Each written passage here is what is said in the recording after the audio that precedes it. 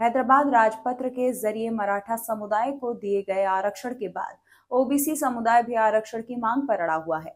इस आरक्षण के तहत कुणबी प्रमाण पत्र दिए जाने के विरोध में ओबीसी समुदाय सड़कों पर उतर आया है। रामगढ़ जिले का ओबीसी समुदाय भी आज आक्रामक हो गया और हैदराबाद राजपत्र रद्द करने के लिए विभिन्न जगहों पर तहसील कार्यालय में ज्ञापन सौंपे और इस जीआर को रद्द कराने का अनुरोध किया।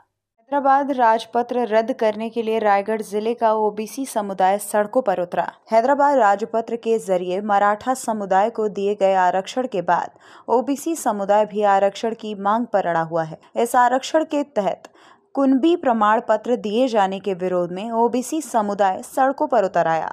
रायगढ़ जिले का ओबीसी समुदाय भी आज आक्रामक हो गया और हैदराबाद राजपत्र रद्द करने के लिए विभिन्न जगहों पर तहसील कार्यालय में ज्ञापन सौंपे और इस जीआर को रद्द करने का अनुरोध किया। इथे जे जमलेलो आहोत ते सरकारने जो जीआर काढले त्या जीआरच्या विरोधासाठी आज इथे आम्ही पूर्ण ओबीसी समाज इथे जमलेला आहोत। कारण जे जीआर काढलेला आहे तो आम्हाला ओबीसी समाजाला मान्य नाही। कारण आमच्यामध्ये जे तटपुंजी आरक्षण आहे त्यातून सुद्धा हे लोक घ्यायला आहेत, त्याच्यात आमचा पूर्ण समाजाचा विरोध आहे आणि जे सरकारने केलं त्या सरकारचा आम्ही निषेध करतो।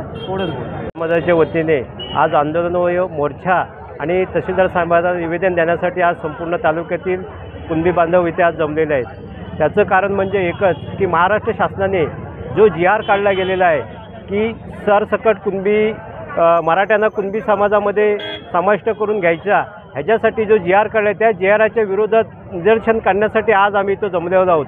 कारण वस्तुस्थिती अशीच आहे की आज महाराष्ट्र सरकारने आमची ओबीसी समाजाची खूप मोठी फसवणूक केलेली आहे आणि असं असताना आज जर का मराठा समाज ओबीसीमध्ये जर का दाखल झाला तर आज आमच्या मुलांनी मग जायचं कुठं? मराठा समाजाला आरक्षण देण्यासाठी आमचा विरोध नाही आहे, त्यांनी त्यांच्यासाठी वेगळी तरतूद करावी, पण आमच्या ओबीसीमधून त्यांना कुठल्याही तऱ्हेचं हक्क किंवा कुठल्याही तऱ्हेचं ओबीसीमध्ये समाविष्ट करून घेऊ नये याच्यासाठी आज आम्ही इथे मोर्चाचं आयोजन व निवेदन देण्यासाठी इथे सगळेजण जमलो होतो। जी मीडिया टुडे के लिए रायगढ़ से नितेश लोखंडे की रिपोर्ट। फिलहाल इस खबर में इतना ही। बने रहिए हमारे साथ, देखते रहिए जी मीडिया टुडे। नमस्कार।